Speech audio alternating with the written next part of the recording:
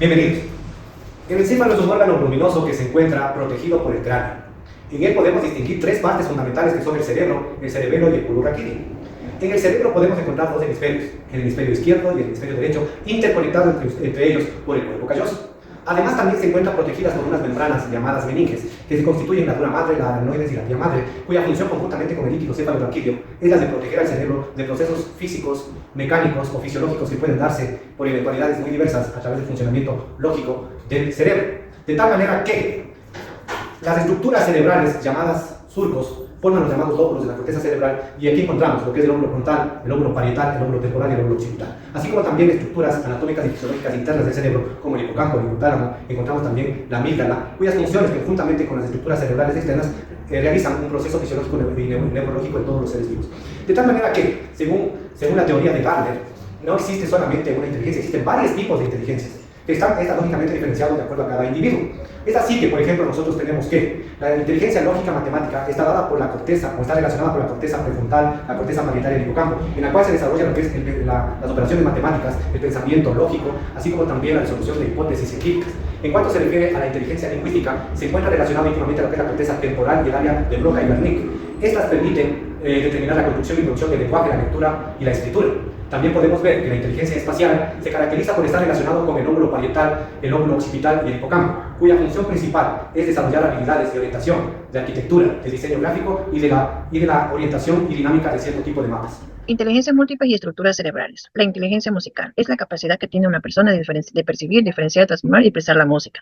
Esta inteligencia nos permite conocer tonos, ritmos y melodías con facilidad y suele estar presente tanto en músicos, compositores, cantantes y personas con una gran sensibilidad hacia los sonidos. Es una de las primeras inteligencias que comienza a desarrollarse en el ser humano. Se fortalece al comenzar a articular tanto sonidos como palabras y está presente en los primeros meses de vida de una persona. La inteligencia musical la encontramos ubicado en el hemisferio derecho, especialmente en el lóbulo temporal, donde se procesa la percepción auditiva y rítmica. En el cerebro, la inteligencia musical involucra muchas áreas. Entre ellas tenemos la corteza auditiva, que está en el lóbulo temporal, donde procesa los sonidos. El lóbulo frontal, que está relacionado con la creatividad y la composición musical. El sistema límbico, que es la amígdala e hipocampo, que conecta la música con las emociones y recuerdos. El cerebelo y ganglios basales, que coordinan el ritmo y los movimientos musicales. Otra inteligencia que tenemos es la corporal sinestésica. La inteligencia corporal sinestésica también se la puede definir como un conjunto de habilidades cognitivas que facilitan la conexión y la coordinación de la mente con el cuerpo, permitiendo el control y precisión sobre este. Esta inteligencia es la encargada de desarrollar las destrezas físicas, el equilibrio, la coordinación, la velocidad, la flexibilidad y la capacidad de aprender a través del movimiento y la experiencia sensorial. Está relacionado con actividades como el deporte, la danza, el teatro, la artesanía y la cirugía. Esta inteligencia la encontramos ubicada en las siguientes partes del cerebro. Está en la corteza motora, que es el lóbulo frontal, donde se controla el movimiento voluntario del cuerpo. La encontramos en la corteza somatosensorial, que está también en el lóbulo parietal, donde procesa la información táctil y de la posición del cuerpo. También la encontramos en el cerebelo, que es la parte posterior del cerebro, donde coordina los movimientos, el equilibrio y la precisión. La encontramos también en los ganglios basales, que regulan los movimientos automáticos y repetitivos. También se encuentra ubicado en los receptores propiosépticos, que están en los músculos, articulaciones y tendones, donde se envía la información sobre la posición y el movimiento del cuerpo al cerebro. Esto es en cuanto a esta inteligencia. Tenemos otra inteligencia, que es la inteligencia interpersonal. La inteligencia interpersonal, también conocida como la inteligencia social, se define como la capacidad que tiene una persona para comunicarse efectivamente con los demás, entenderlas tanto emocionalmente y empatizar con ellas.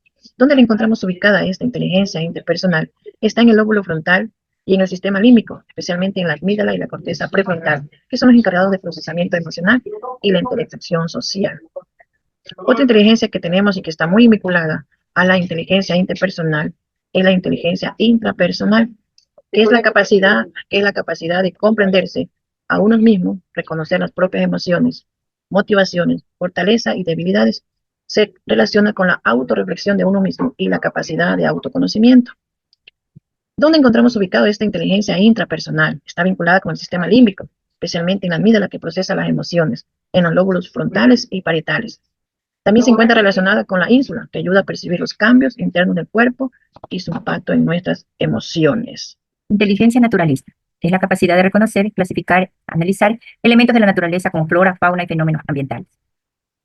Tiene su origen en las zonas del cerebro como el lóbulo parietal, el sistema límbico y el área primaria o sinestésica. El hipocampo, que se relaciona con el reconocimiento de patrones en la naturaleza, mientras que la corteza occipital procesa la información visual y es la clave para identificar formas y colores en el entorno. El tálamo, que está situado en el centro del encéfalo, interviene en los procesos mentales que dan forma a nuestra manera de percibir las cosas y de actuar sobre el entorno que nos rodea. La relación de la inteligencia naturalista con el aprendizaje se refleja en la capacidad de observar patrones, clasificar información y aplicar conocimientos en contextos ecológicos. En el cerebro se asocia con la actividad en el lóbulo parietal, donde se procesan categorías y relaciones espaciales, y el sistema límbico influye en la conexión emocional con la naturaleza. Impacto de las emociones en el aprendizaje. Las emociones influyen significativamente en el aprendizaje, ya que afectan la atención, la memoria y la motivación. Un entorno de aprendizaje con experiencias positivas y estimulantes fortalece la retención de información y el compromiso con el contenido. Por el contrario, las emociones negativas, como son el estrés o la ansiedad, pueden dificultar la concentración y la recuperación de conocimientos. Relación entre la plasticidad cerebral y la diversidad de inteligencias. La relación entre ambas radica en que la plasticidad cerebral permite a las personas desarrollar distintas inteligencias según sus experiencias, intereses y estímulos. Por ello, un entorno enriquecido y variado favorece la activación y fortalecimiento de diferentes redes neuronales, lo que contribuye a la expresión de diversas formas de inteligencia. Esto implica que la educación debe ser flexible y adaptada a las necesidades individuales para potenciar el aprendizaje en cada estudiante. De enfoques educativos basados en el cerebro. Aplicar estrategias multisensoriales como cuáles: visual, auditiva, kinestésica, estimula diferentes áreas del cerebro. También tenemos que incorporar la música, el movimiento y la emoción en la enseñanza para mejorar la retención del conocimiento. También tenemos lo siguiente: fomentar el aprendizaje basado en problemas y la experimentación, ¿sí? Fortalece la conexión entre la parte teórica y la parte práctica.